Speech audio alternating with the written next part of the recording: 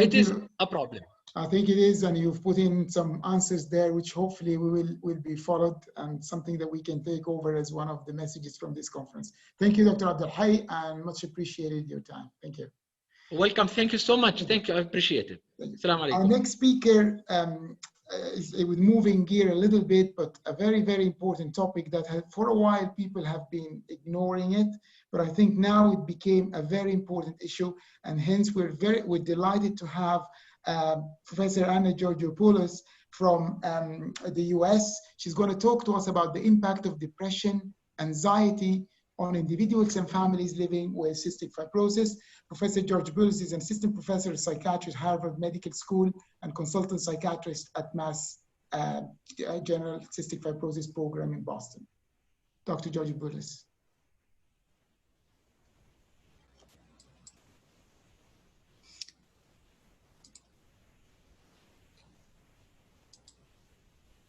Thank you so much for that kind introduction and for your invitation today. This is so exciting to hear all that you're working on here. I'm happy to be able to talk about the impact of depression and anxiety on individuals and families living with CF.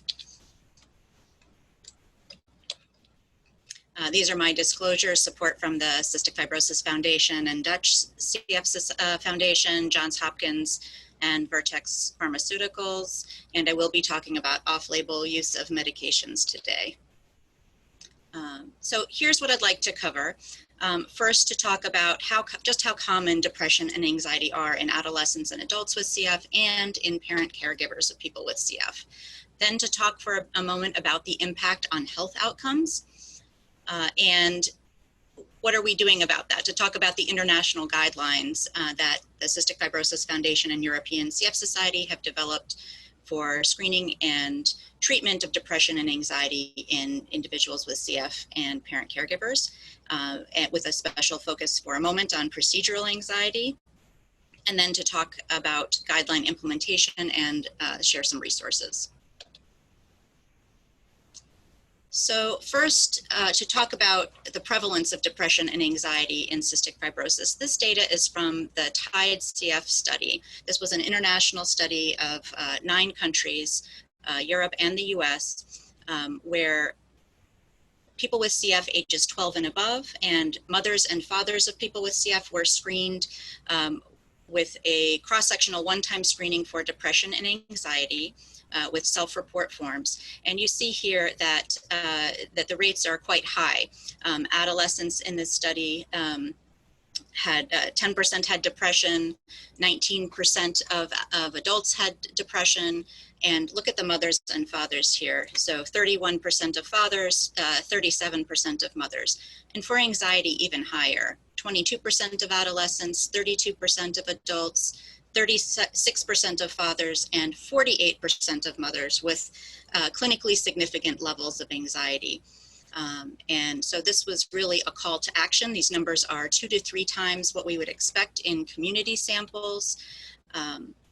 And we realized we had to do something about this. So why is this so important? First, let's talk about what we have come to know about the impact of depression and anxiety for people with CF. First of all, there have been multiple studies showing a decreased quality of life. Of course, if you're feeling depressed, your quality of life is not as good. There's inherent suffering in the symptoms of depression. There are also substantial amounts of studies showing that depression is a key risk factor for lower adherence to medical care in general and to cystic fibrosis care specifically. Anxiety is a little bit more complicated. There may be a curvilinear relationship. In other words, it may be useful for all of us to have a little bit of anxiety to get ourselves going, right? If I don't think CF is very important, I might not bother to get up and go to my doctor's appointment today. So a little bit of anxiety may be adaptive. There's a reason that we have it. It helps us survive when there's a danger around, but too much anxiety can be paralyzing, and that can make it hard to do anything, and then we may see adherence decrease. There are studies in the US showing increased healthcare costs, increased hospitalizations, poor health outcomes, and really worrisome, this recent data. This is data from the TIDE study, so the study that I just showed. This is a US subset, so about 1,000 patients or so who had that one-time screening, self-report screening for depression. Those who were elevated had, here you see negative screen. This is a survival curve going out to 5 years, and a positive screen for depression. Wow, you know, this is a hazard ratio of 2. So we're looking at, instead of, 8% or so, 14% of people having 5-year mortality with that one-time elevated depression screen. And what about the impact on parent caregivers? Well, of course, again, it's suffering for a parent with CF to themselves be depressed or anxious, but it also has a really important impact on their child. So it has an impact on child mental health. And again, from the TIDE CF study, in this study, there were 1,130 dyads identified, so where both the parent and the adolescent with CF was screened. And if either the father or the mother had elevated depression or anxiety screening scores, we saw that adolescents were almost 5 times more likely to be above the cutoff for depression and 3.5 times more likely to have elevated anxiety scores in the clinical range. So this is really concerning. We need to address parent mental health. What about the impact on physical health? Well, just as in an adult, if I'm an adult with CF and I am feeling very depressed, it's hard for me to get to the pharmacy, get my medication, get myself to do my treatments. The same applies for children when a parent is depressed. In this study by Barker and Quittner, there were 83 children ages 1 to 13. 30% of the parents in this study had elevated depression as measured by the SSD, a standard depression rating scale. And they did a really rigorous measuring of adherence. So they actually had electronic MEMS caps. So in the home, these electronic bottles were present, and they could tell every time it was opened or not opened. So instead of just asking someone, have you been doing it? Sure, I've been doing it. They actually have really good data on how often the enzymes were being used. How often is that bottle being accessed? And what they saw is a relationship between parent depression related to lower enzyme adherence, and then, as we might expect in CF, for kids who are not being able to take their enzymes regularly, a really substantial weight change at the next 3-month CF visit. So a really elegant demonstration of the direct impact of depression on the physical health of a child with CF. So as a result, we have guidelines now from the ECFS and CF Foundation for screening and treating depression and anxiety in individuals with CF ages 12 to adulthood. And so I'll take you a little bit through this algorithm. So I'll talk to you about the screening measures in a moment, the PHQ-9 for depression and GAD-7 for anxiety. But if we screen annually and there's essentially minimal symptoms, then we just rescreen again in a year. For mild depression and anxiety scores in the 5 to 9 range, then we will give some supportive intervention, some psychoeducation, and rescreen at the next clinic visit in 3 months. And then here, when we get into moderate, severe, or severe anxiety or depression, we want to make sure we're doing a very thorough clinical assessment for how impairing are these symptoms, what are the preferences for kind of treatment, are there any safety risks such as suicidality, and then we recommend treatment that's evidence-based. So first-line treatment in all cases includes an evidence-based psychotherapy, cognitive behavioral therapy, or interpersonal therapy are one example of evidence-based therapy. For depression, for anxiety, cognitive behavioral therapy, or CBT, tends to be have the most evidence. And then for people with severe depression, we'll use that combination. And I'll talk through some more about how we would use medication for depression and anxiety in people with CF as we go forward. And then we'll be rescreening and repeating the process to make sure people are doing better. This is the algorithm for parents and caregivers.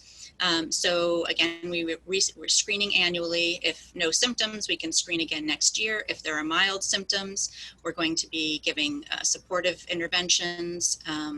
For moderate or severe symptoms, we'll refer that caregiver for treatment. But in these cases, we really want to make sure we're also checking in on how that child is doing, even if it's a younger child in the 7 to 11 age range, because as we just saw in those dyads, when a parent has elevated symptoms, that child is potentially at risk. And of course, if we have any clinical concerns on the part of the parent or the child, or raised by the team, then we also will be looking at how that younger child is doing and referring for treatment if needed. So let's look at the GAD-7. This is the screening scale for anxiety that we use. It asks, in the last 2 weeks, how often have you been bothered by various problems, feeling nervous, not being able to stop worrying, trouble relaxing, hard to sit still, annoyed or irritable. And I want you to be aware these are available at phqscreeners.com. They're free. We pick them because they're free and available in multiple languages and very well validated and track with the DSM criteria, which is our psychiatric diagnostic manual. And a PHQ-9 for depression, similarly, very similar in terms of the structure, asking about interest and pleasure, feeling down, trouble with sleep, being tired, changes in appetite, feeling bad about yourself, trouble concentrating, psychomotor retardation or agitation, but importantly also thoughts about suicide or self-harm, which we want to really attend to. Even if the overall score is low, we want to look at this item specifically, question 9. And it also has a question about functioning. So, you know, we may have a lot of symptoms, but we're able to kind of get things done, or someone may report relatively low symptoms. People tend to, there can be a lot of hedonic adaptation in CF where people are pretty stoic and can kind of say I'm doing fine, but then, you know, you find it's actually quite difficult to for them to take care of things. Okay, so if there's a positive screen, what do we do next? Well, a score is not a diagnosis. So we, again, would do a differential diagnosis and look at how people are doing in terms of impairment, safety. So we would think about the typical psychiatric differential diagnosis: bipolar disorder, post-traumatic stress, substance misuse. But CF, for people with CF specifically, we also want to think about delirium, trouble with sleep that might be due to CF, coughing, and things like that. Shortness of breath that could go along with anxiety or panic, pain, vitamin D deficiency, and neuropsychiatric side effects of any medical treatment. For example, prednisone or many transplant medications can have neuropsychiatric side effects that can mimic depression or anxiety. So as I noted, the guidelines for first-line treatment for ages 12 to adulthood are evidence-based therapies. And just to, again, reinforce that for severe depression, we want to start with psychotherapy, but also add a selective serotonin reuptake inhibitor or SSRI medication. It's really only mainly valuable to screen for a condition when there's an effective treatment available. And I want to show you just quickly a little bit of data to show how treatable depression and anxiety are, both in pediatric and adult populations. So the TAD study is a classic study of adolescent depression, a large randomized trial, and children were randomized to either fluoxetine medication, placebo medication, cognitive behavioral therapy alone, or the combination of fluoxetine and cognitive behavioral therapy. And the best response rate was for that combination treatment. And this initial first pass at treatment, 71% were much improved or very much improved. There 30% of kids had some suicidal ideation at baseline, but all 4 groups that improved. And the most improvement in suicidal thinking was in the combined fluoxetine and CBT group. And in terms of childhood anxiety, there's another large classic multi-center randomized trial. This age range went down to 7, so children and adolescents. Again, an SSRI, this time sertraline, was chosen, randomized to sertraline, placebo, sertraline plus cognitive behavioral therapy, or CBT alone. And 81% here were much improved or very much improved with the combination treatment of sertraline and CBT.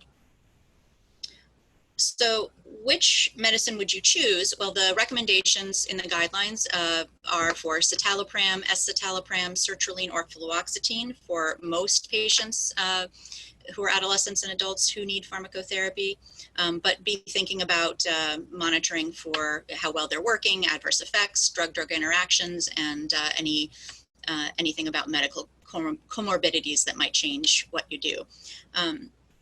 Why were SSRIs recommended? Well, if you look at national and international guidelines, which we did in the process of developing the CF-specific guidelines, virtually all guidelines recommend SSRIs both for depression and for anxiety as first-line treatment. And the TIDE study showed that these commonly co-occurred in people with CF. And also that there are safety studies in medically ill populations. And why these particular SSRIs? Well, they're available inexpensively in many countries. They're off-label, they've been around for a while, or not off-label, but off-patent, covered by health plans, and there are regulatory approvals for a wider age range, and fewer medication interactions and side effects than some other options in that class. So why might we avoid using SSRIs in someone with CF? There are lots of reasons that people might or might not use them. These are some reasons that are actually pretty unreasonable. So for example, we might feel, well, it's pretty normal to be depressed and anxious living with CF. I would be depressed and anxious too. And of course, it is normal to have complex feelings about living with a chronic illness, including sadness, including worry. However, depression and anxiety disorders are persistent, impairing, and treatable, and do need to be addressed because of their impact on quality of life and health in CF. Often people will say, well, he's taking so many medications already, I don't necessarily want to add something else. That's true. However, true contraindications to SSRIs are rare in CF. For example, someone who has a history of serotonin syndrome and is using linezolid, that might be someone who would use a different medication than an SSRI. But other than that, it really is, they really are, have a wide therapeutic margin. Also, someone might feel it's too complicated to prescribe SSRIs. Well, if you can learn to manage CF, we know how complicated CF is, then I feel very confident that you could learn to prescribe an SSRI as well. There are some reasonable reasons, however, to avoid using SSRIs in CF. So one would be that evidence-based psychotherapy hasn't been tried, but it's available, it's acceptable. Again, we want to start with psychotherapy as first-line treatment most of the time. The patient or family may prefer not to use medication, that's okay. And if the diagnosis or follow-up plan is unclear, we want to know kind of what we think is going on and who's going to be following up before we start a medication and get some consultation if needed. So how about dosing SSRIs in CF? Well, we want to start low and go slow, but don't be afraid to go high when needed. So this is an example of dose titration in CF. So again, there's a relatively low starting dose that I might use for people with CF, given all of the polypharmacy that they have and sometimes low weight medical fragility. However, you know, we would definitely want to be going up if there's no response or partial response every 1 to 4 weeks. We'll be going up in increments. We want to treat to target. So we really are aiming for a normal PHQ-9 and GAD-7 and normal functioning for a year before taper. If we, when we leave residual symptoms there, that increases the risk of relapse. So we want to get people feeling as much better as we can. And then there are some higher doses here that might be needed off-label for someone with CF because of either drug-drug interactions, physiologic changes in terms of absorption of medication, or elimination of medication. These are lipophilic, and so they may be excreted more than other kinds of medications would, or than in someone else. So I'll just spend a moment on a couple of drug-drug interactions that might be of interest. Lumacaftor is a strong CYP3A inducer, and so therefore it can reduce the levels of citalopram, escitalopram, and sertraline. So if someone is starting Lumacaftor, ivacaftor, then they may need to increase their dose of citalopram, escitalopram, or sertraline. And in kind of informal look that we took at MGH, the levels decreased by about 50%. And what about triple therapy? Well, Elexacaftor, tezacaftor, and ivacaftor are not expected to decrease levels of these SSRIs. However, if you had someone who was taking lumacaftor, ivacaftor, and they switched to triple therapy, then you could suddenly have the level of the SSRI increase unexpectedly. So, watch for side effects or intolerance, and then you may need to reduce that level, or you could even do that proactively. But also be aware that strong 3A inducers will reduce the levels of triple therapy, especially the ivacaftor component, which could make the CFTR modulator less effective. So we definitely would want to avoid using carbamazepine, which could be used as a mood stabilizer for someone with bipolar disorder, for example, in CF, or St. John's wort, which in the US is available over the counter and a pretty popular herbal therapy for depression. We want to counsel people not to use those if they're taking a modulator. Okay, and so to spend a moment on procedure-related anxiety, this is really a special subset of anxiety that is of particular relevance for people with CF. So when we recommend for anyone with CF who's undergoing medical procedures that behavioral approaches be used, and from an early age to help kids learn coping skills. We have a lot of resources on the CF Foundation website for this, but we want to reduce the risk of distress. When patients have moderate to severe anxiety symptoms and behavioral approaches are not fully effective, then we could consider using lorazepam to make that procedure more comfortable. In general, thinking about benzodiazepines for anxiety, there are many local differences in terms of how these medications are used. They're certainly not effective for depression, so they wouldn't be used for someone who also needs a treatment for depression or instead of a treatment for depression. They're preferable to SSRIs for anxiety, primarily if someone is having an acute panic attack, you need a rapid onset of action, whereas an SSRI can take a few weeks to get up and running. When someone has a contraindication to serotonergic agents, for example, a history of serotonin syndrome, or for procedural related anxiety, as we just talked about. And remember that there are risks if we don't identify and treat significant anxiety and depression. We can have worsening symptoms, increased costs, poor adherence, poor quality of life, and health outcomes. So even though sometimes, again, we might worry that it's complicated to add this on, it's really a very important aspect of care. When you feel uncertain about what's going on, or things are getting too complex, or the depression or anxiety appear treatment resistant, if you think someone may need psychiatric hospitalization for an urgent safety risk, that you would want to seek consultation, and never worry alone. So is it feasible to integrate mental health into routine CF care? So, we talked about the TIDE study, this large international prevalence study. We talked about guidelines, but at the end, we need to make sure people know about the guidelines and that they're able to implement them, or they're not very effective. So in Europe and in the US, we see that there have been substantial efforts in implementation. The CF Foundation Mental Health Advisory Committee has been started to shepherd the implementation process. There's been a huge increase in the number of people with CF who are screened, so going up from 14% to 89% nationally. For anxiety, 6% to 89%. In Europe, there's a nice publication showing that 50% of centers in 28 countries had implemented screening as of last year. And Australia, we also had a mental health roadshow to introduce the model in Australia. And if you'd like to take a look at any of those resources, they're available here online at CF Australia website. And this is my final slide to show you some mental health resources available through the CF Foundation. There's content for the CF community and also targeted for CF care teams for depression and anxiety, procedural anxiety, substance misuse, caregiver resilience, helping siblings cope. Siblings are sometimes left out of the picture and can have their own levels of distress. and also information about CF for community mental health providers. Often patients may say, well, I don't want to go see someone because they're not going to know what CF is. I'll spend the whole time having to explain to them, and that's not going to, be worth my time. So trying to help people, educate people about what CF is and what it's like to live with it. I recommend you look at the emotional wellness section of cff.org. There are also some translations at the ECFS website on our mental health working group there. We've been working on that. If you develop any translations or would like to, please let us know. We'd love to post those on the ECFS website and add to our list. So please reach out.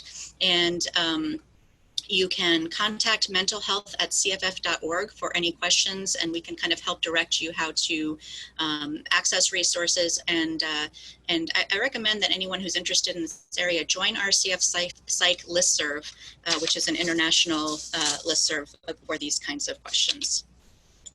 And I'd be happy to take any questions now in the time we have left. Yeah, Anna, that's a fantastic talk. Thank you for an excellent, insightful, stimulating talk. We've all grown up through the ranks, and mental health was always at the bottom end of our priority. But as you grow older, you say, well, you know what, that should have been number one. And that is the answer to most of our issues. This is fantastic talk. I might just take you on the last point, which you mentioned about developing translations to help people and so on.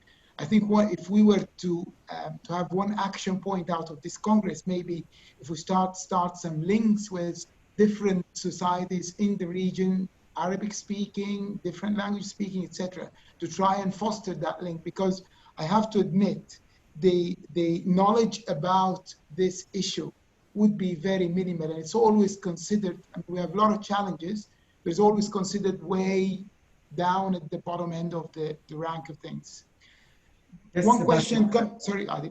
Can I just say, thank you so much, Professor Anna. Really, I really can't agree more with Professor Basil about the real need of such, not only the talk, the real need of a wake-up call for our colleagues in the psychology as well as the psychiatry specialties. When we are taking care of a child with the parents together in a journey of a medical care, there are a lot of psychological and psychiatric issues in the road.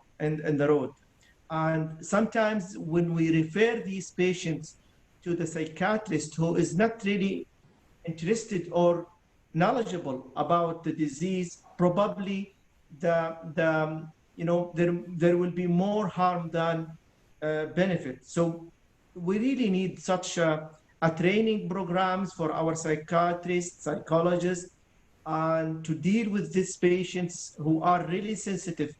There are a lot of sensitive issues, especially in our community. So there are a lot of, very sad stories, like, for example, divorce, neglect, child abuse. And I think the psychological and psychiatric component is a major role in such cases. Any advice? Absolutely. And I mean, a psychologist is a very valuable member of our MD team. Very, very valuable. Can I ask you, there's a question coming here on the algorithm and the GAT7, which is great. Can this be administered by a non-mental health trained personnel?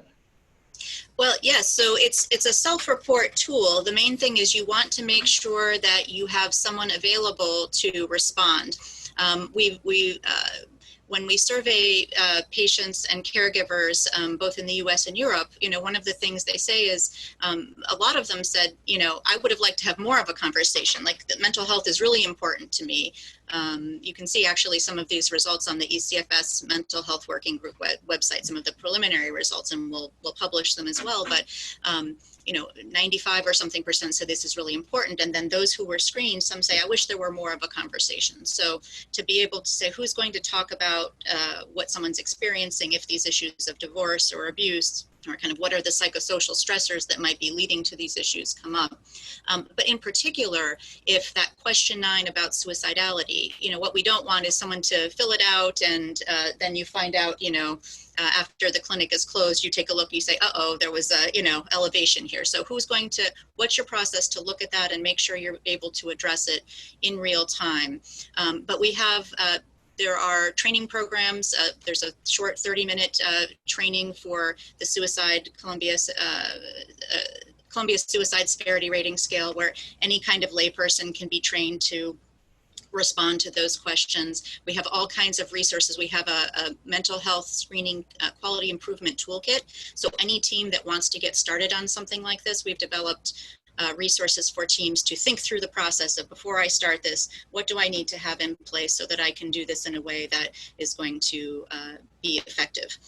And we're really happy to share any resources. We have a Dropbox with the table of contents, 12 pages long, of all kinds of things for any group that's helpful. And we would love to see Arabic translations. There are Arabic versions of the PHQ-9 and GAD-7 available, but we would love to see all of these other resources translated as well, if you think that would be something useful. Yeah.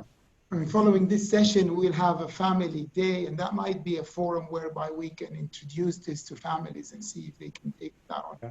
One question, Anna, which is very interesting, looking to the future with the talks that we had earlier about modulators, and the analogy that I remind myself of for people with HIV, that at one stage it was a death sentence, and now they're living longer. With the modulators, what do we need to do to prepare? Because, all these youngsters who see probably they've locked themselves into that. I'm not going to live into my adulthood type of question. And now, hopefully, with this, they're going to be better and the quality of life improved. What's your advice or take on that? Well, we had a really nice session at the North American conference, which of course was virtual this year as well, on the psychosocial implications of modulators. And I believe that that's still posted for people to watch. I think there are a number of things to think about. One is the psychological impact, right? That, of course, there can be a lot of joy, but there can also be complex feelings like, okay, well, my friend or my relative already died and I'm still here. So survivor guilt can be a factor, or I didn't plan to live this long. I didn't go to college, or I didn't work in school, and now what, so my life is taking a different trajectory. So there could be regret or fear about the pressure to do more suddenly because someone's perceived as being healthy, or the idea that, someone may say, well, you have this drug, you're fine now. Well, you still may have plenty of symptoms, even though you may have an improvement in your health.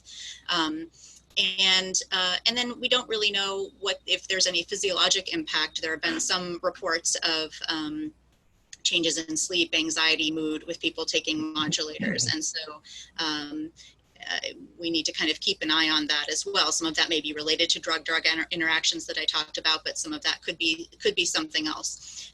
So I think it is important. Some fogging of their, some patients might reporting. Right. Yeah. Some people feel a little bit of fogginess.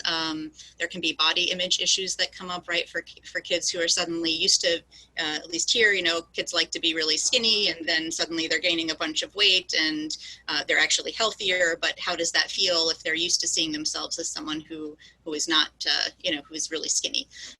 So lots of things to think about. I have a question here, Basil, if you allow me. What age Dr. Anna, you are proposing to involve psychiatrists in terms of transitional care to adult? In our society, our patients, they are very linked and bound to pediatrician.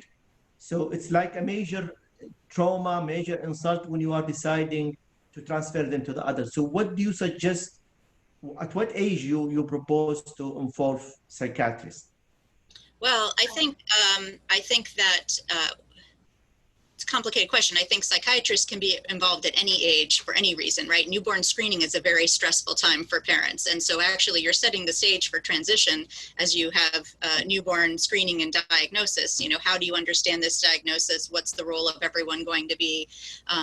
And as kids get older, you want them to start to understand more about their illness, to understand, use the correct name for their illness. This is cystic fibrosis. Here's what it does, understand a little bit about how their body works, why they're feeling the way they are, what the different medicines do, take on more responsibility as they get older, spend more time alone with the team and less time with their parents always there, so that ideally by the time, they hit 18 or 21 or whatever the age range is where, in your healthcare system, they need to move on. They're prepared for that. They've maybe met the team. They know they have a sense of self-efficacy that they can take care of it, and that preventatively, you're helping with coping skills for dealing with medical procedures that might be anxiety-provoking, for example, or for coping with other aspects of the disease, so that they feel well prepared and can address any more severe mental health symptoms that might develop. Thank you.